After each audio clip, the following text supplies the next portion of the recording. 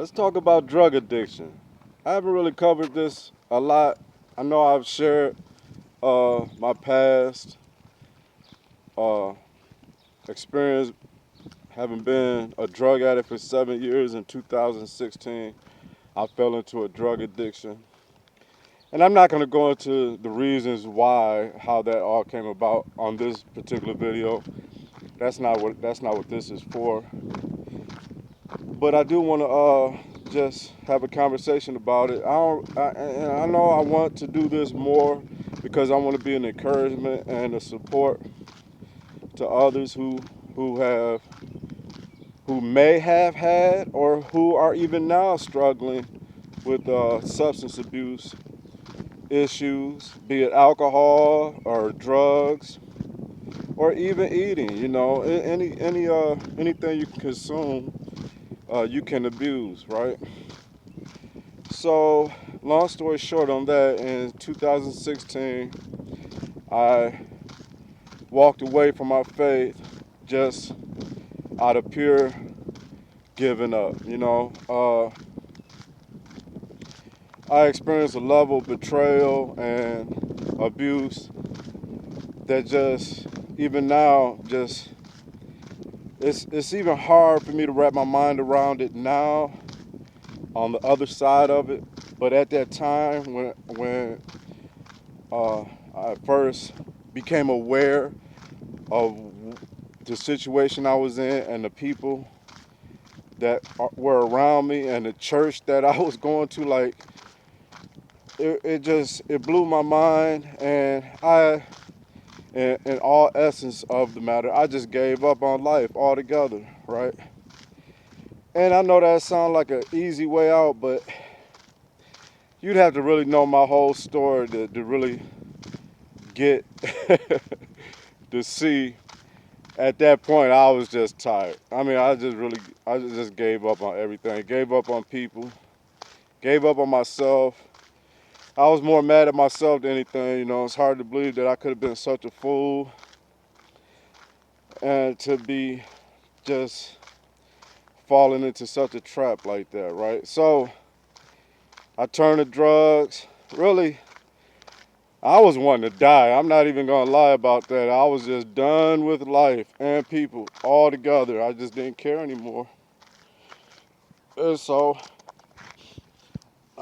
got a rock in my shoe. I turned to drugs, and as a way of escape. So for 7 years, uh, you know, that's all I did. That's all I wanted to do, and didn't have fun at all, not one time. You know, when you're saved and you're a child of God and you're anointed for the Lord, you're not gonna find pleasure in things like that, right? And I didn't at all. It was a nightmare. But in the process of that, of course, I met a lot of people, a lot of other drug addicts and drug dealers and what have you, right? The underbelly of society, which, you know, growing up in the streets of Detroit, I was familiar with and comfortable with being around that kind of company because there is a level of camaraderie there, I should say. You know, we're all down bad, we're all doing bad, we're all seeking one form of escape or another. And so we all had each other, right?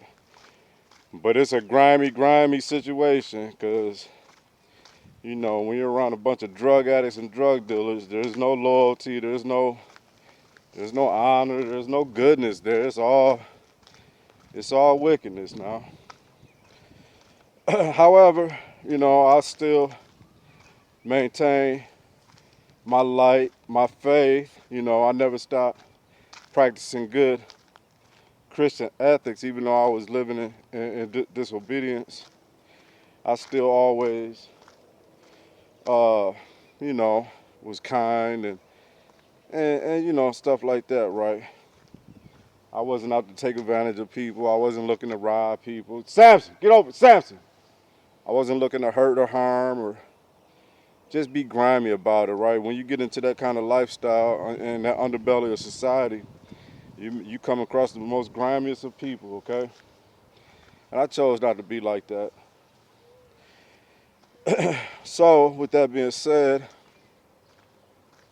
I met a few people. We became, cool, I guess. Maybe even friends in a sense, you know. And so, one of those relationships was this couple that I know. Really spent a lot of time with them. And we got close over the years, and we, became sort of kind of friends, right? And so I was released from my addiction in 2023. At the end of 2023, the Lord released me from that, and I haven't used drugs since, okay? Now, I have to say this because I know how people are. When I say drugs, I mean like cocaine and meth and heroin. I was doing it all. I had 2 overdoses on heroin, so I stopped using that. But, so in 2023, I stopped using drugs altogether. The Lord released me from that, from my addiction, and I haven't looked back since, okay? So, uh, and so, um, now, of course, I still run into people that I once was getting high with and doing drugs with and partying with. Even on this walks, I walk past a couple of the drug dealer houses that I used to cop from, and I'm still cool with these people. We still speaking, there's no pressure there. I have no animosity towards these people, and they don't try to pressure me to, there's respect, okay? So there's this couple. They had stopped last year, and now we're clean for 9 months, and now they're back to using drugs again, okay? And that's just so heartbreaking on so many levels, because I remember being with these people, and them sharing how they wish they could be clean and not, when you're in a state of addiction, you don't want to be in a state of addiction, right? So for them to come out of that and have been clean for 9 months, and then now they're right back to doing it again, it's heartbreaking. And I pray for them, but we're all adults. We're gonna do what we want to do at the end of the day. But I just wanted to say, see, that's so important that they're not believers, they're not Christians, right? So it's one thing to stop doing drugs, but if you don't replace that with something, if you don't have faith, or you don't replace that with something, then yeah, you're just on a pause. Eventually, your flesh is going to want to go back to using drugs.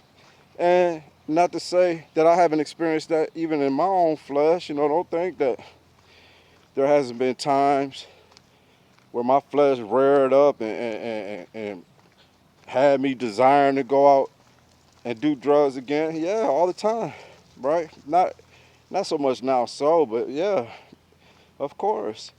But it's because my relationship with the Lord and my strength and my faith that it was much easier for me to say no to those desires, okay?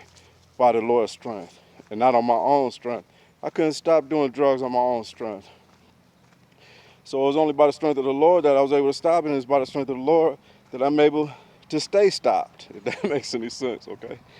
And so I just wanted to just share that story.